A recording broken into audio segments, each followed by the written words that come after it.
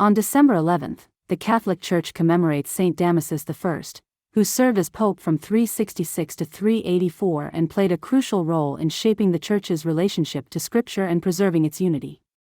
Born around 304 in Rome to a family of Spanish origin, Damasus was raised in the faith and formed in the liturgical and pastoral life of the Church from a young age.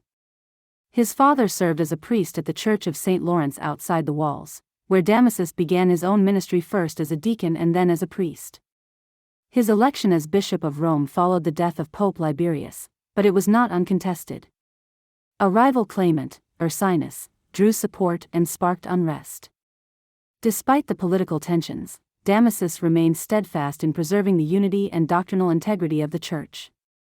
One of his most lasting contributions was his endorsement of a Latin translation of the Bible that would be accessible to the faithful.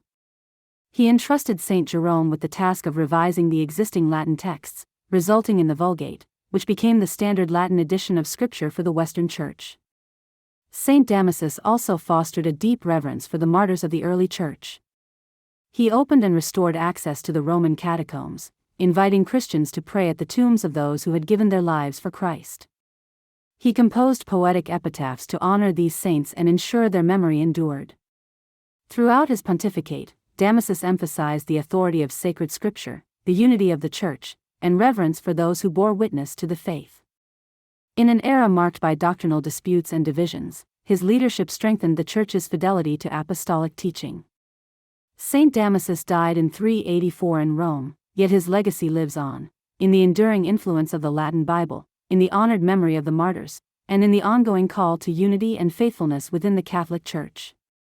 May his example inspire believers to treasure the Word of God, promote peace and unity, and live with unwavering devotion.